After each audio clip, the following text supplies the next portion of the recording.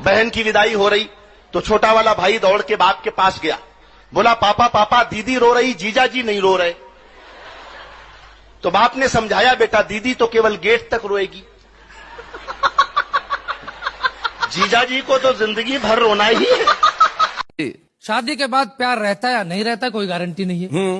हमारे एक मित्र चमन लाल, उनकी पत्नी को रहता है बस इसी बात का मलाल कि जब भी वो किसी कार्यक्रम या समारोह में जाते हैं तो पत्नी को साथ नहीं लेकर जाते हैं। अच्छा, इसकी पूछी वजह तो बोले दिमाग मत चाटो सुबह सुबह, अरे आप ही हमारी पत्नी को समझाइए, दिल्ली में कानून बना है 15 साल पुराने वाहन सड़कों पर मत लाइए। जाती है प्यार के बाद। तो एक आदमी ने भगवान से कहा, भगवान आप एक आशीर्वाद दे दो, मेरी मेमोरी डिलीट कर दो। तो भगवान ने उस आदमी की सारी मेमोरी डिलीट कर दी। फिर इससे पूछा भगवान ने, बेटा अब भी कुछ याद है क्या? वो बोला साहब केवल बीवी का नाम याद है। तो भगवान बोले यार पूरा सिस्टम फॉर्मेट कर दिया लेकिन वायरस फिर भी नहीं गया। मैंने शोध किया और शोध करके एक ऐसा विभाग ढूंढ के निकाला जिसमें दावे के साथ कह सकता हूं, आपने कभी किसी महिला को काम करते नहीं देखा होगा। उसमें तकनीकी समस्या है, उसमें कभी कोई महिला काम कर ही नहीं सकती। उस विभाग का नाम है दमकल विभाग, फायर ब्रिगेड, क्योंकि महिलाओं का काम आग बुझाना नहीं है।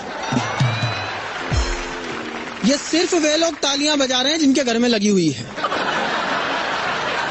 नहीं, अगली का एक सूत्री कार्यक्रम होता है, आंख खुलते ही सामने वाले को ऐसी टेंशन दे दो अगला दिन भर घुट घुट के जिए।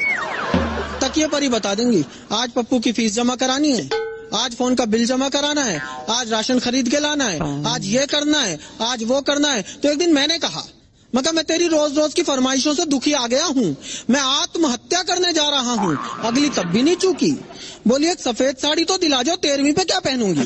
दो आदमियों में झगड़ा हो गया तो एक ने कहा ऐसा मुक्का मारूंगा मैं तेरे 32 दांत निकाल लूंगा, दूसरा बोला मैं ऐसा मारूंगा 64 निकाल लूंगा। एक ऐसा बैठा था तीसरा, बोले यार गिनती सही कर, दांत 32 होते तू 64 निकाल कहां से लेगा? वो बोला मुझे पता थी तू बीच में बोलेगा। भीख में दिया हुआ 1 रुपए का सिक्का भिखारी ने मुझे वापस लौटा दिया।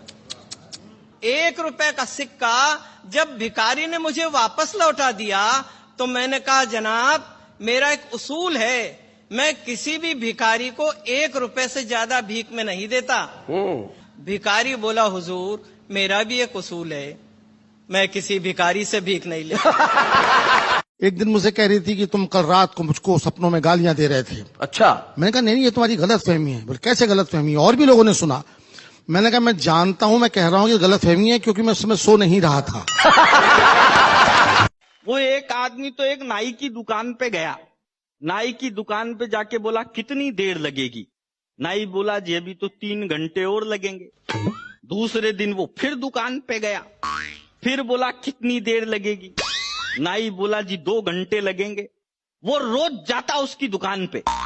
तो एक दिन नाई ने नौकर से पूछा यार ये आदमी रोज आता है, न तो शेविंग करवाता है न कटिंग करवाता है, केवल टाइम पूछ के चला जाता है, इसके पीछे जा आखिर ये जाता कहां है? तो नौकर पीछे गया, आधे घंटे बाद वापिस आया। वापिस आते ही मालिक ने उससे पूछा रे नौकर बताओ आदमी कहां जाता है? तो नाई बोला, वो नौकर बोला साहब टाइम पूछ के आपके ही घर पे जाता है।